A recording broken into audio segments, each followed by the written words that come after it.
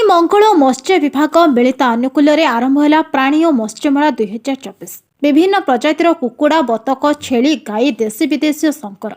घोड़ा तथा माछ चिंगुड़ी प्रभृति पालन कर किपरि अधिक लाभवान हेबो एही विषय आलोचना होइथिला। समस्त प्रजातिर जीवंत प्राणी समस्त देखि किपरि पालन करि हेबो पचारि बुझिथिले। बैंक सह संपर्क ऋण छाड़ व्यक्तिगत तथा सामूहिक ऋण विषय प्रदर्शनी सह साधारण लोक किपरि पाइबे बुझिथिले। प्राणी विशेषज्ञ माने किपरि 31तम गो प्रजाति मोटू 2010 रे प्रथमे सरकार को लोकलोचन को आसीथिला। वर्तमान मालकानगिरी घोड़ा छेली और घुसुरी उपरे विशेष गवेषणा आरंभ होइतिबा प्रोफेसर दास कहिथिले। ओमफेडर विभिन्न उत्पादन हळदी माछ भजा मांडिया प्रस्तुत जिनिस चाषी किणी खाइथिले।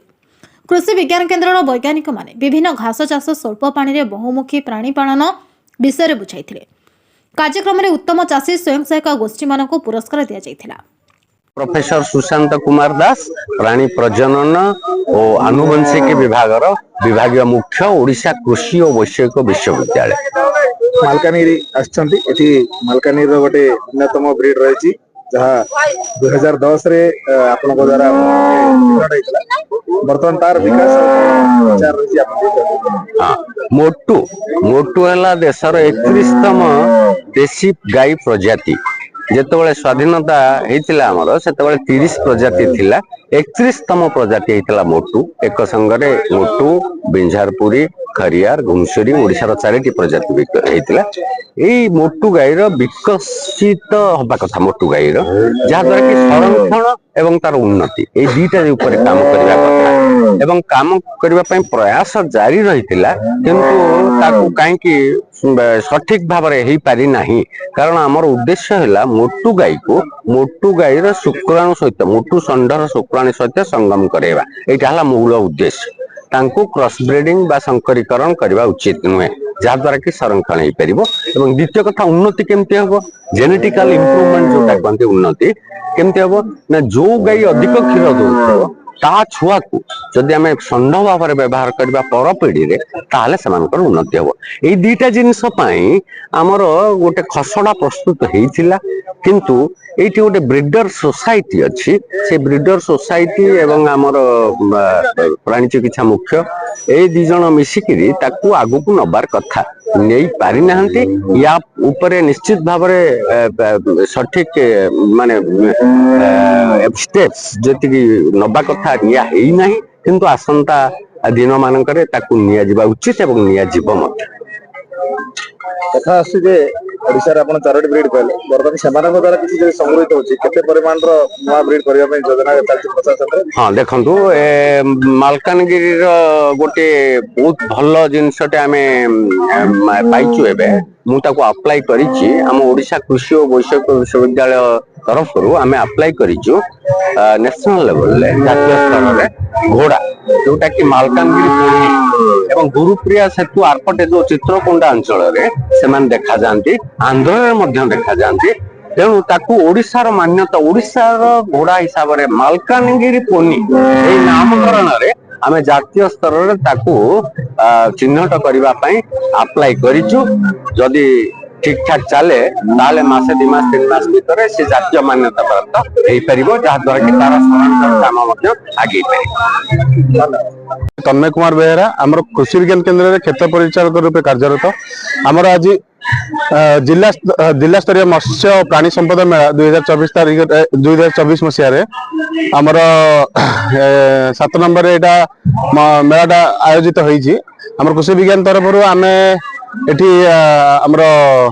एक्वापोनिक बा कम जगह रे आमर केमती पानी पानी साहाय्य रे आमर माछ चाष सहित केमती उद्भिद चाष करि परिबो जोटा कि आमर लो कॉस्ट रे केमती करि परिबो से विषय आमर एठी तार गोटे मॉडल तैयारी करा है ता सहित आमर विभिन्न प्रकार प्राणी संपद जमती कि आमर टर्की व्हाइट पेकिन आमर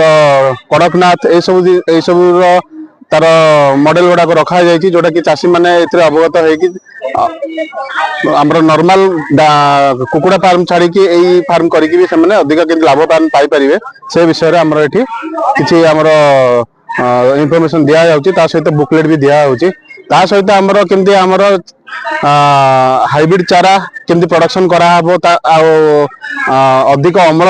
ପାଇକି କେମିତି ଚାଷୀ ମାନେ ଅଧିକ ଲାଭ ପାଇପାରିବେ ସେ ବିଷୟରେ ବି ଆମର ଏଠି ସଂକ୍ଷେପରେ ବି କୁହାହଉଛି। ତା ସହିତ ଆମର ବିଭିନ୍ନ ପ୍ରକାର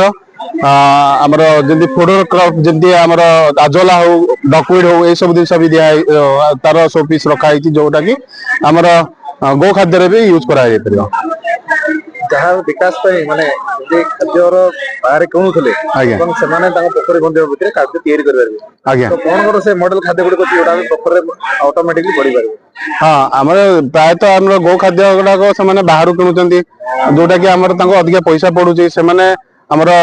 ସବାଇ ଘାସ ନାମକ ଯୋଉଟା ଫୋଡର ଗ୍ରାସ ଯୋଉଟା ଆମର ନିଜେ ସେମାନେ ଗ୍ରୋ କରିପାରିବେ ତା ପାଇଁ ଅଧିକା ପଇସା ବି ଖର୍ଚ୍ଚ କରିବା ଦରକାର ନାହିଁ। ଗୋଟେ ଲଗେଇଲେ ତା ଦେହରୁ ଅଧିକା ଆମର ମଲ୍ଟିପ୍ଲିକେସନ ହେଇ ଚାଲିବ। ତା ସହିତ ଆମର ଆଜୋଲା ଯୋଉଟା ଆମେ ୟୁଜ କରୁଛେ ସେଟାକୁ ତାର ମଲ୍ଟିପୁଲ ୟୁଜ ଅଛି ଯୋଉଟା କି ଆମ ଚାଷ ଜମିରେ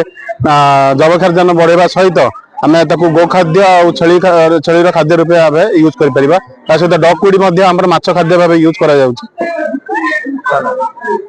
तेज कुमार कुवर बडी एसटीबीओ मालकानगिरी सब डिविजनल भेटनारी अफसर मालकानगिरी। आज मेला यहाँ आज द्वितीय वर्ष मेलाटा होची। गत वर्ष आरंभ होता मेला मत्स्य प्राणी संपद मेला। मत्स्य प्राणी संपद विभाग एवं तार विकास तार जी स्कीम्स तार जी प्रोग्राम चलती ए सब चाषी भीतर लोक चाषी भीतर लोकप्रिय करने मेलाटी अनुष्ठित होता वर्ष को थे सबू जिले में यहाँ होची। मालकानगिरी जिले में आम 2 दिन आज आरंभ है काली भी यहाँ प्राणी संपद विभाग कौन सब स्टल लगी प्राणी संपद विभाग तरफ आपनकर live animal display live birds display विभिन्न प्रजातिर बर्ड्स विभिन्न प्रजातिर एनिमल्स डायरी जर्सी गाई हॉल्स्टीन गाई विभिन्न प्रजातिर मेंढा छेली एवं आमर दुग्ध जातीय प्रोडक्ट ओम्फेड ताको डिस्प्ले करछि। हळदी गुंड ओम्फेड क्षीर बटलिंग फ्लेवर्ड मिल्क घी वो जिस डिस्प्ले